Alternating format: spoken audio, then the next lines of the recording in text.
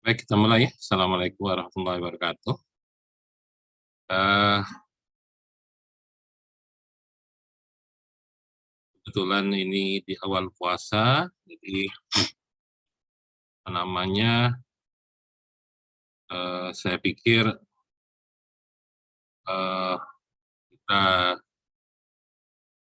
eh,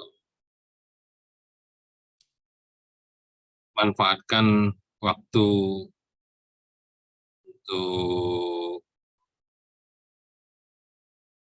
ibadah. Jadi kebetulan apa namanya,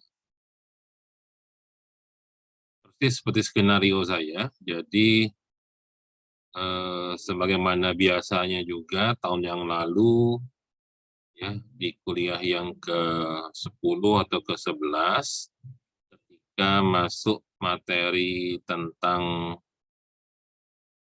apa namanya,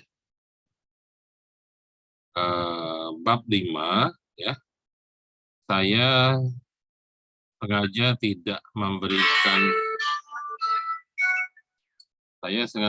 memberikan kuliah secara teori, ya, karena materi pertemuan ini adalah sesuatu yang wajib, ya, dikuasai atau dipahami eh,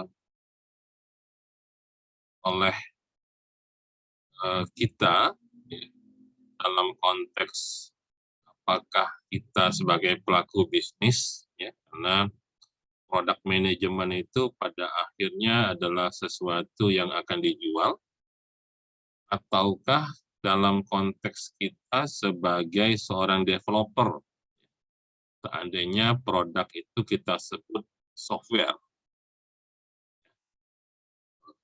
produk itu adalah software, maka kita dalam konteks sebagai seorang developer. Ya.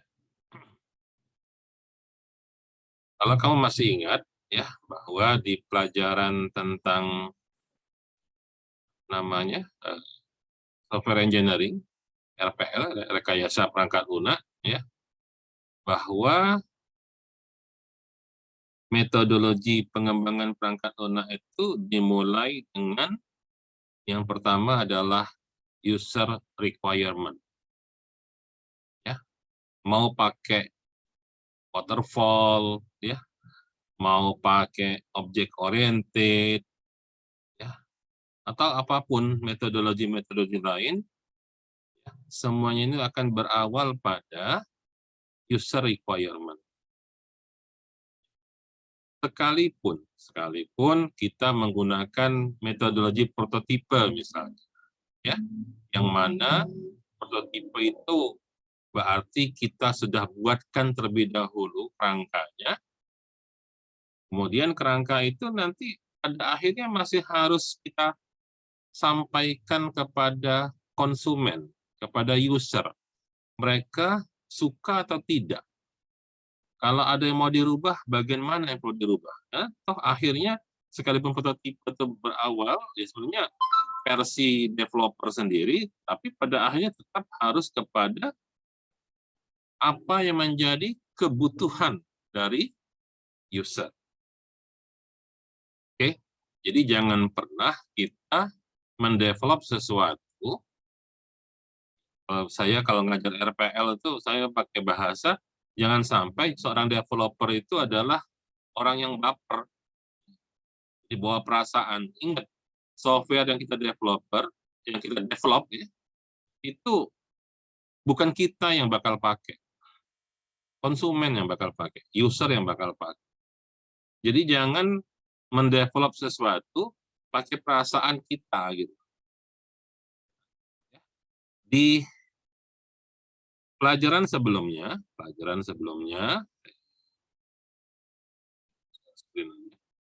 ya, di pelajaran sebelumnya kita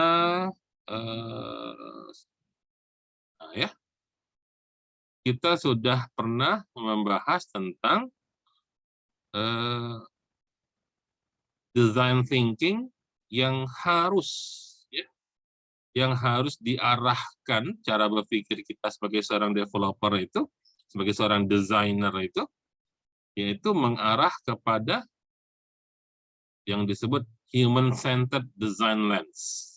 Oke? Ini coba dibuka lagi pelajaran sebelumnya, di materi sebelumnya. Maksudnya apa? Jangan sampai ya, kita melakukan kesalahan ketika mendevelop sesuatu, ya, pendekatan berpikir kita tidak pada pengguna, seperti yang diilustrasikan pada gambar ini. Ya, ini gambar bagus, ya, produknya bagus maksud saya.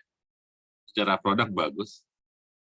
Ya, tapi ya apa artinya ada sendok kalau atasnya tertutup? Gimana cara nyendoknya gitu ya? Apa yang mau disendok? Ya, apa sudah ada yang masuk, gimana ngeluarinnya gitu? Nyuapnya ke mulut gimana gitu? Begitu juga nih ada sepeda, bukan orang naik sepeda, tapi sepeda naik orang gitu. Ya. Kemudian kita buat taman bagus seperti ini, ya. Ada taman bagus, ya, tapi ternyata orang sudah dibuat jalan rute pets yang bagus, ternyata orang lebih suka jalur yang memotong seperti itu. Ya mestinya kan kalau memang orang ternyata lebih suka jalur memotong ini, ya lebih baik dibuat jalur jalan di sini gitu loh. Kalau memang orang inginnya lewat sini gitu, daripada akhirnya taman bagus-bagus malah keinjak-injak. Nah, jadi jangan salahkan orang maksud saya. Iya, kita sudah membahas itu sebelumnya. Itu sebab ketika dalam bisnis, banyak bisnis yang nggak laku. Kenapa? Barang yang ditawarkan itu bukan barang menjadi kebutuhan calon pembeli. Bukan barang menjadi kebutuhan dari calon pembeli. Itu barang kesukaan si developer gitu.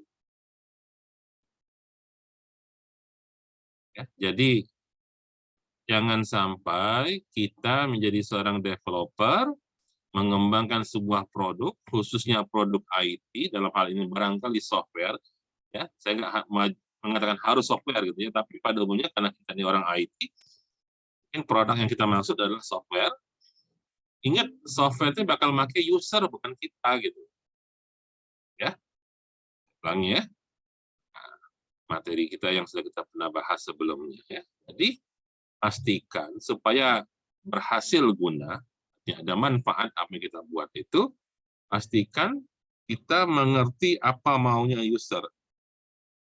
Ya, kita mau mengerti apa yang maunya user. Ya, itu sudah kita bahas di pertemuan sebelumnya tentang human-centered design lens. Ya, oke. Selain itu juga kita sudah bahas tentang bisnis canvas model. Ya, bisnis canvas model. Ingat ya, di mana bisnis canvas model itu ada berapa? 1, 2, jadi ya,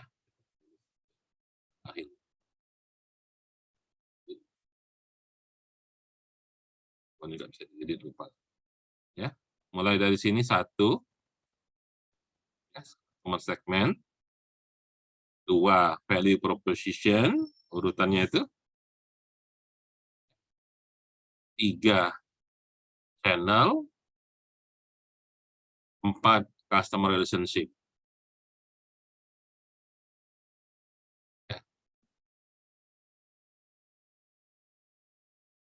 4 bagian pertama ini menunjukkan tentang betapa pentingnya kita mengerti pelanggan. Ya. Jadi urutan pertama dalam bisnis canvas model itu adalah mula-mula kita harus tahu terlebih dahulu siapa target market kita. Jadi kalau kita mau menawarkan sesuatu produk, kepada siapa yang mau menjadi sasaran. Jadi harus jelas dulu siapa targetnya. Segmen yang mana Oke. Setelah tahu segmen yang mana, baru kita menyebutkan apa yang mau kita tawarkan kepada para customer itu. Namanya value proposition. Nah, problemnya adalah menuliskan value proposition, isinya maksud saya, itu kita harus mengerti maunya customer apa. Kita harus mengerti maunya customer itu apa. Nah, baru nanti kita sesuaikan saluran apa yang cocok supaya kita bisa berkomunikasi dan menciptakan saluran komunikasinya itu. Ya, ini 4 ini satu kesatuan, tapi kalau mau dilihat mekanismenya adalah menentukan segmen dulu, habis itu kita tentukan value proposition-nya, lalu kita bangun kanalnya dan mekanisme dalam berkomunikasi. Kalau ini clear, ya, baru kita bicara tentang ya dari tawaran tadi kira-kira bisnis kita nilainya berapa, value stream-nya, revenue stream-nya. Untuk mewujudkan revenue itu kita harus ada aktivitas-aktivitas apa saja. Nah, ya. Jadi ini 1, ini 2, 3, 4, 5 revenue, ya. 1 customer segment, 2 value proposition, 3 channel, 4 customer relationship, 5 revenue streams. Baru yang ke-6 aktivitas untuk pengembangannya atau development-nya. Apa saja aktivitas yang dibutuhkan. Aktivitas itu membutuhkan sumber daya apa saja. Kita butuh partner-partner siapa saja. Ya, dan dari mulai key activities, key resources, dan key partner, pada akhirnya ini semua membutuhkan biaya berapa terakhir. Ya, jadi ada berapa itu? 1, customer segment, 2, value proposition, 3, channel, 4, customer relationship, 5, revenue stream, 6, key activities, 7, key resources, 8, key partners, ya, dan 9, cost structure. Jadi di sini terlihat jelas ya. Bagian pertama, bagian awal itu justru kita how to understand customer. How to know. Nggak segera know, tapi sampai ke level understand. Ya. Apa yang harus kita understand? Customer requirement. User requirement. Ingat ya, saya selalu mengatakan bahwa ngoding itu gampang. Jadi kalau orang yang mendewa-dewakan coding, ya agak salah sih. Cuman coding bukan segala-galanya. Saya selalu mengatakan coding itu gampang. Yang susah itu apa yang mau di-coding. Ya. Jadi jangan sampai Anda sibuk ngoding, tapi ternyata begitu jadi bukan itu yang diminta oleh user. Ya. Oke, ya. Jadi bisa dipahami ya mengapa kita perlu mengerti apa yang menjadi user requirement. Nah, dari yang paling esensial ketika kita mencoba memahami apa yang menjadi kebutuhan pelanggan adalah ketika pelanggan itu punya problem. Oke? Kalau dia nggak punya problem, tapi dia nggak suka, itu saja sudah bermasalah bagi kita. Apalagi kalau dia punya problem. Jadi dia punya problem, ternyata kita menawarkan sesuatu yang tidak relevan dengan problem dia. Dengan kata lain, tidak membantu dia dalam menyelesaikan masalah. Apakah produk kita akan digunakan oleh pelanggan? Sudah tentu jawabannya adalah tidak. Oke. Sampai di sini bisa dipahami? Ya, bisa dipahami ya. Prinsip-prinsip dasarnya kenapa? Ya. Jadi ini adalah sesuatu yang sifatnya esensial. Ya. Jadi saya tidak ingin kalian untuk bagian esensial yang begini ini pasif. Ya. Saya tidak ingin kalian pasif. Ya. Oke. Jadi yang saya inginkan apa? Yang saya inginkan adalah silahkan baca buku dan sekali lagi buat ringkasannya dengan bahasa dan tulisan versi pemahaman kamu sendiri. Jadi tugasnya ini ya, buat ringkasan dari bab 5 ini dalam bentuk tulisan, karangan, secara individu.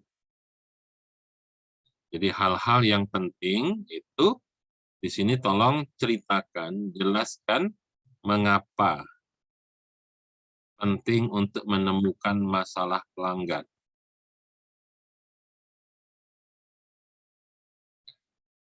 Apa kaitan dengan pengembangan produk baru? Sebenarnya cukup jelas dari penjelasan awal saya tadi. Terus apa hubungan dengan konsep generations? Sampai di sini bisa dipahami atau ada yang mau ditanyakan?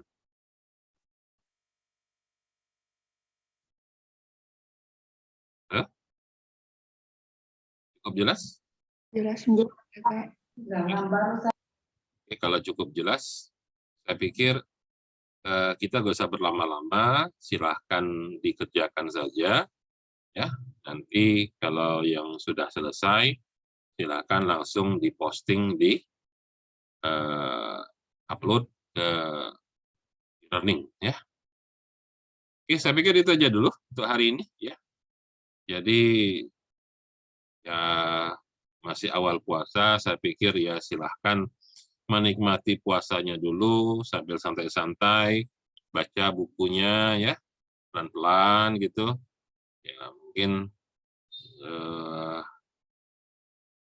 dengan membaca pelan-pelan ya bisa dimengerti ya tentang mengapa kita perlu dalam pengembangan sebuah produk itu perlu untuk betul-betul mengerti apa maunya pelanggan. Jadi problem utamanya adalah bisa nggak kita menemukan ya, apa yang jadi masalah bagi pelanggan sehingga tentunya nanti kita menawarkan suatu produk yang relevan terhadap solusi dari kebutuhan atau masalah pelanggan tersebut. Oke, saya pikir itu ya. Kalau sudah cukup jelas, mudah-mudahan mudah untuk mengerjakannya, dan ini penting bagi kalian untuk mengerti, mengasah sensitivitas ya, paling tidak kalian harus punya teori-teorinya, bagaimana cara mengenali kebutuhan pelanggan, problem pelanggan, dan kira-kira apa solusi yang perlu kita tawarkan kepada pelanggan. Jadi bahasa gampangnya itu bukan maunya kita sebagai developer, tapi memahami kebutuhan user, dan kita coba beri solusi terhadap masalah user. Oke, saya pikir itu saja. Kalau nggak ada lagi yang mau ditanyakan, saya pikir kuliah hari ini cukup itu ya. Jadi silahkan dikerjakan perlahan-lahan tugasnya, waktu cukup panjang, 1 minggu sampai minggu depan, tapi bukan berarti ditunda-tunda ya.